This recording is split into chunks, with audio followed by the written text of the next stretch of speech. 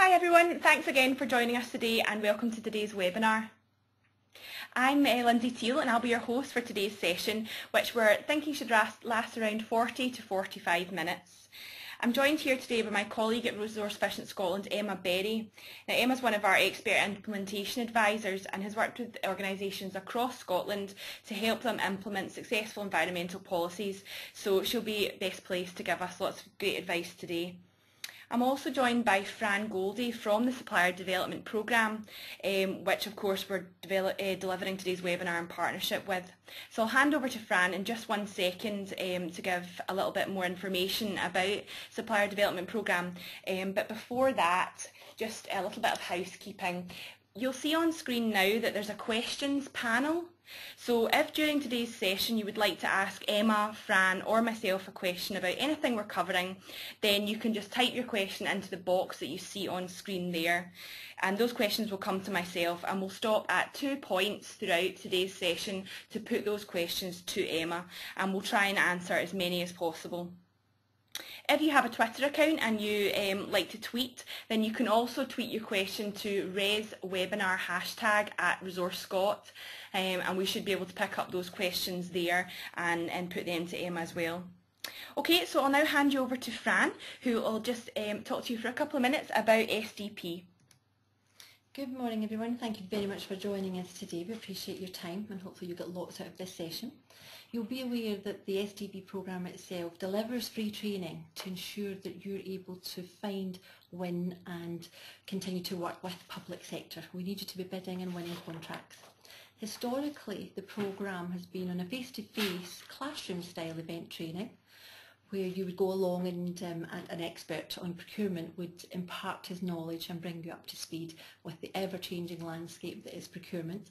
But due to additional funding we've secured from DSBEP, which is Digital Scotland Excellent Business Partnership, we're now able to embark on digital training, which is fantastic for companies and small businesses that may be in rural areas and not able to attend a face-to-face, or perhaps just your company has limited resource and time.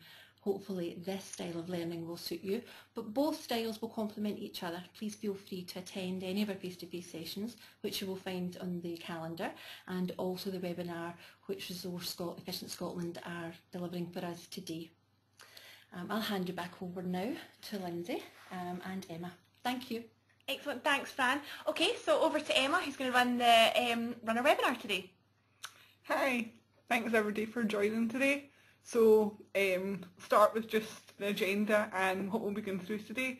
We'll start with a summary of environmental policy, then go on to preparing a policy, the aspects and impacts that go to make up your policy, then a wee bit of aims and objectives, SMART targets, and then if you do feel that it is appropriate for your organisation, onto environmental management systems.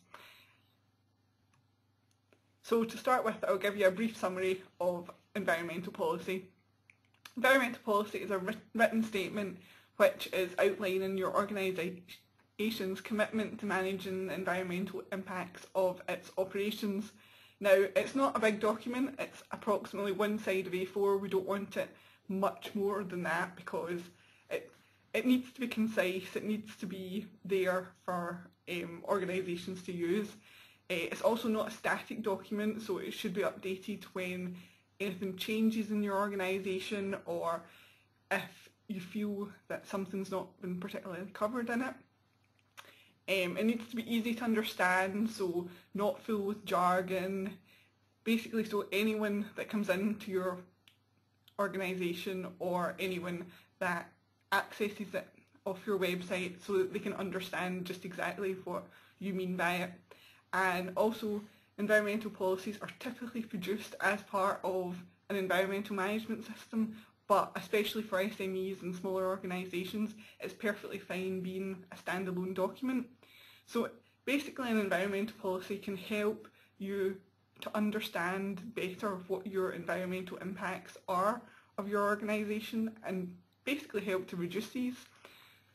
So it's also good as well to demonstrate to your staff and also externally that you are looking at these things and what you are hoping to achieve with it.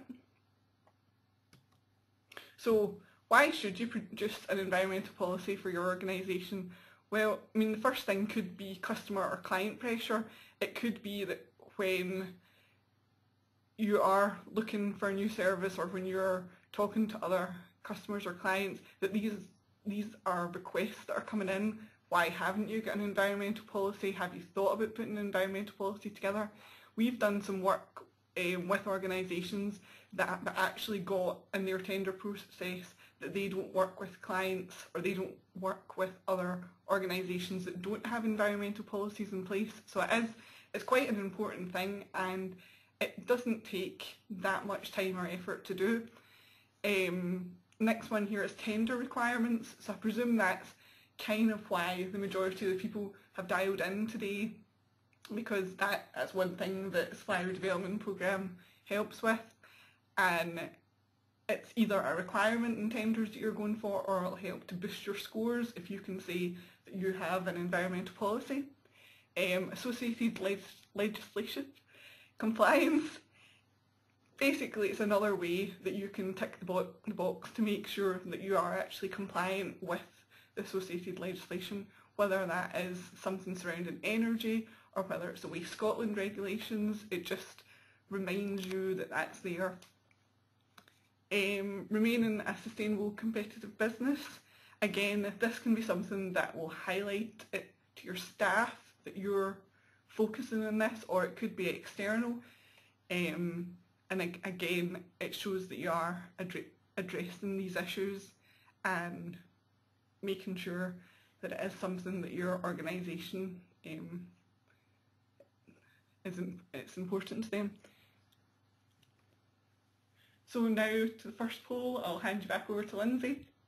So just to give us an idea where everybody's at, we just want to ask whether or not you currently have an environmental policy. So coming on screen now, you should see the poll, and basically we just want you to let us know whether or not you do currently have an environmental policy, or whether perhaps you do but now it's out of date, or you've never had one, or you're not quite sure. And I think that will just give Emma a steer to where everybody's at just now.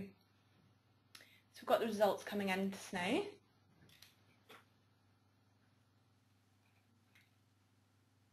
So I'll just close that poll and share the results with you. And that should be coming on screen now. So hopefully everyone can see those results. So we've got 50% of people do not have an environmental policy in place at the moment. So obviously today's session is hopefully going to be able to enable you to go away and do that straight away. 33% of people do have one, but they're feeling that it's out of date. So again, this should be extremely beneficial. And 17% of you do currently have one. So hopefully you might be able to identify some opportunities to add to that today as well. So I'll just take that poll off your screen now and hand the slides back to Emma. That's great, that's some good results, and hopefully we will be able to help today. So to prepare an environmental policy, we start with just looking at a brief description of what your organisation's activities is. Now this is something similar to what you would have on your website, maybe in the About Us section, just a few sentences to sort of clarify what it is you actually do as an organisation. From that, then we go on to identify the organisation's significant environmental impacts, and then with that information we'll then build to show commitment to sort of legal compliances, your aims and objectives, your continued improvement, depending on your type of organisation, maybe pollution prevention, and then all those things will have like the targets that you're aiming to focus on. So the first thing that you'll want to do when you're starting to write or maybe even updating your environmental policy is actually identify your aspects and impacts of your organisation. So this really just creates what you're wanting the policy to focus on. So for environmental aspects, that is defined as an element of an activity or a service that can interact with the environment. And an environmental impact is any change to the environment, whether adverse or beneficial, wholly or partly resulting from a community's activities or service. Now, it says adverse or beneficial, but most of the time that it's focused on or it's included in an environmental policy, it normally is an adverse effect in some form. So if you use an example of, say, company driving, then the environmental aspect would be the CO2 that's released into the atmosphere when company mileage or company driving is taking place, and the actual environmental impact that comes from that would be in a large-scale global warming. So that just gives you a kind of idea of what some examples could be. So going into this in more depth and how to actually identify your aspects, think about your organisation on a standard day or standard week. What are the things that are actually happening? So select an area, a department, depending on the size of your organisation. It could be your office, and then identify what the actual activities are that are occurring. From that, you'll go to look at the associated aspects of each of these activities. So again, it could be company driving, like the example that we showed before.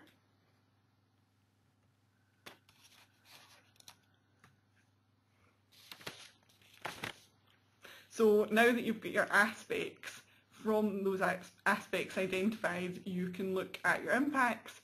So these can be things like air pollution, natural resource depletion, landfilling, even things like odour and noise. It does depend what kind of organisation you are, but I'm sure if you look at that list, you can see that even on a small scale, your organisation does contribute to some of these things. And that's basically what your policy will focus on reducing, and what kind of things your policy will include.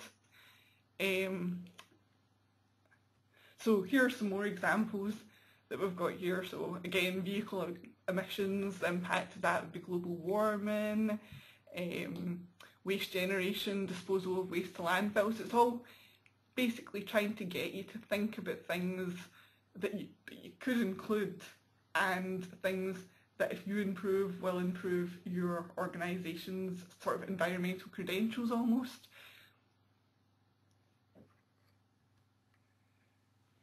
So just a few more examples to give you some food for thought.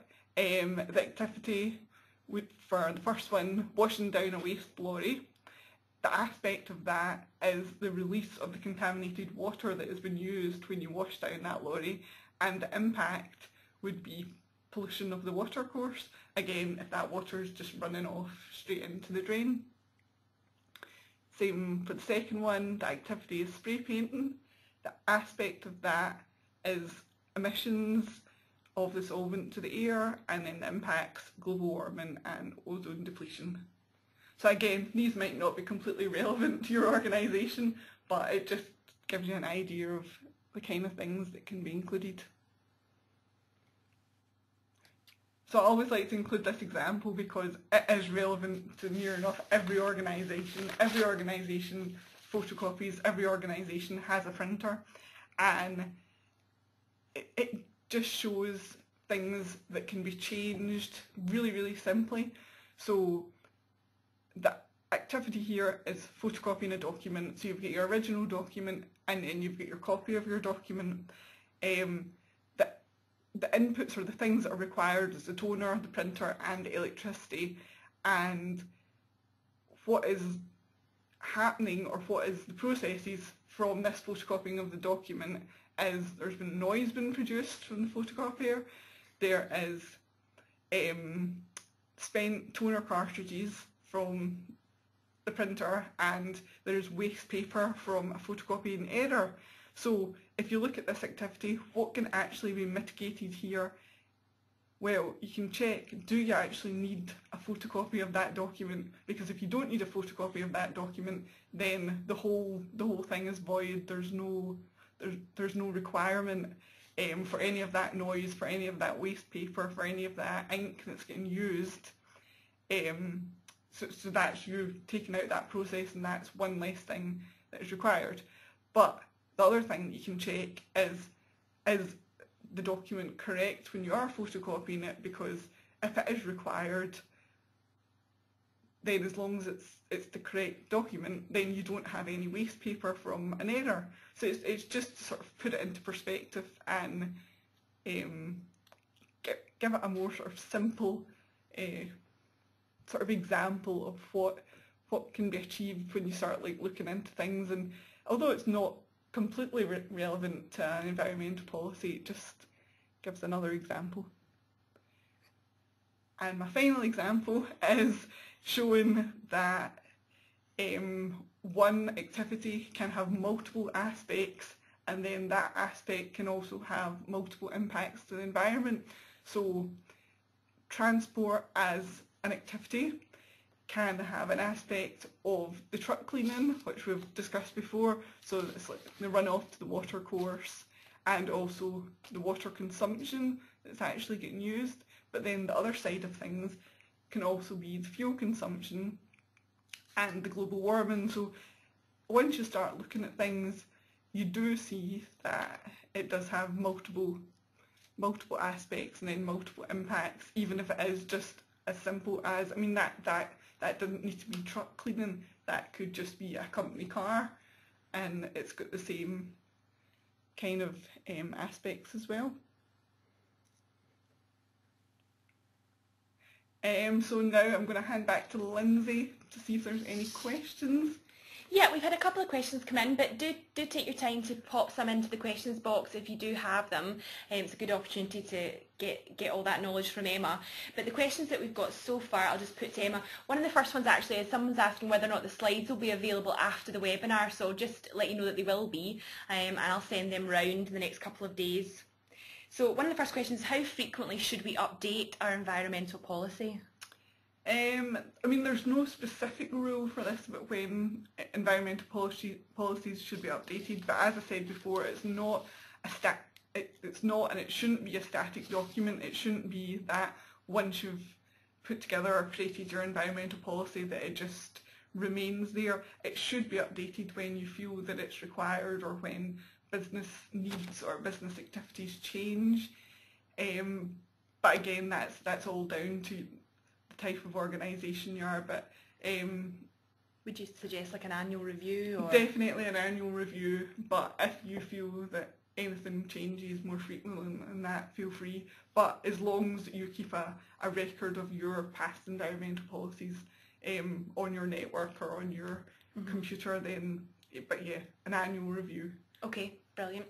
The next question is, someone's asking, do you have, I don't know if you're going to touch on this a little bit later, but if you have an EMS, does it need to be accredited to a standard such as an ISO 14001?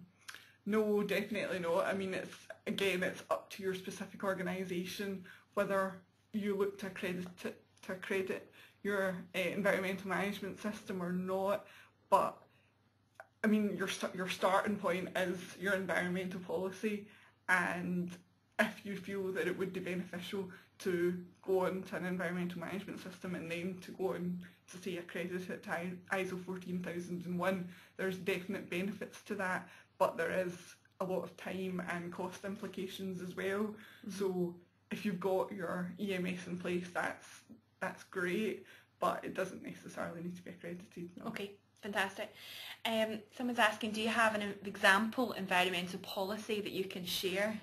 Yeah, we'll have a link at the end of the webinar actually of the Resource Efficient Scotland webpage that's got some information on environmental policy, and in that there's, I think, a checklist of what should be included. There is a couple of environmental policy examples as well, and even if it's not something that's kind of what your organisation is, at least it will show you how maybe it can be laid out and that kind of thing. So yeah, there's examples which we'll share. Brilliant. And I think we'll just squeeze in one more question. Someone's saying that they want to include objectives about engaging staff, but they're struggling to think how they can make these measurable. But I think I know that you are going to go on and talk about this a little bit more, but you might want to touch on it now. So it is a difficult one, as you say.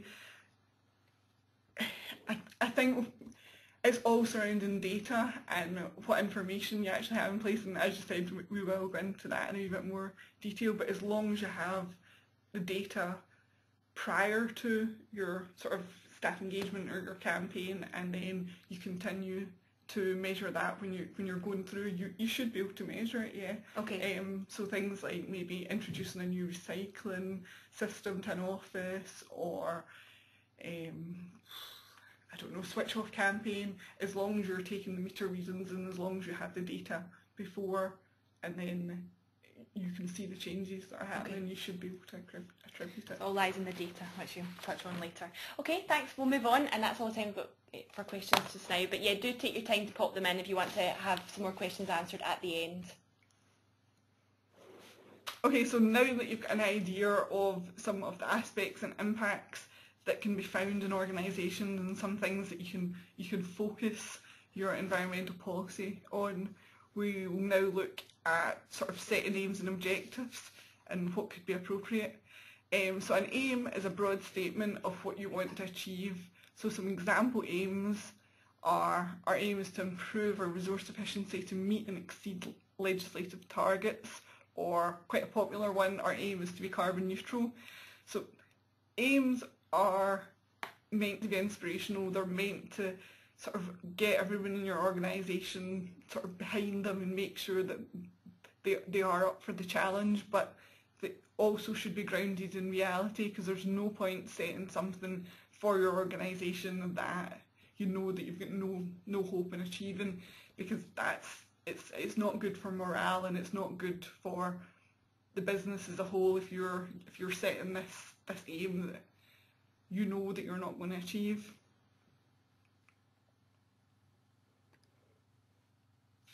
So an objective sits under the aim, and there can be multiple of these, and that is a specific statement of actually what you want to achieve.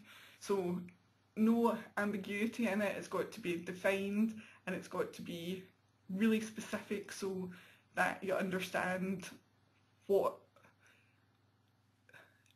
it's got to allow you to be able to achieve that sort of overarching aim. So here's some examples. Reduce waste by 10% for the next 5 years, or reduce energy consumption by 20% by 2018. So again, you can have multiple ones of these that will say to make sure your company achieves carbon neutral.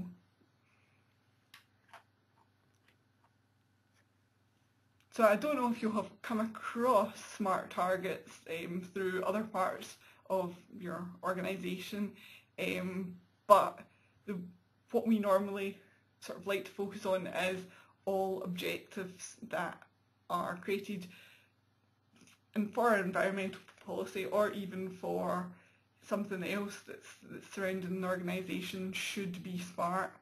Now SMART is specific, measurable, achievable, relevant and time bound.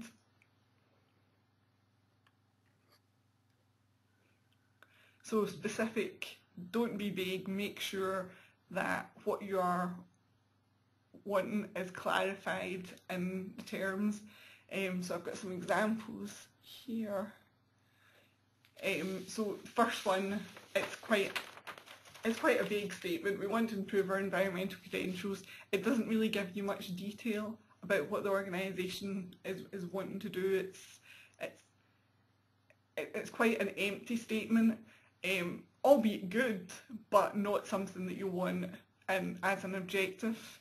So the second one down, we aim to reduce our carbon footprint by 2015. It's slightly better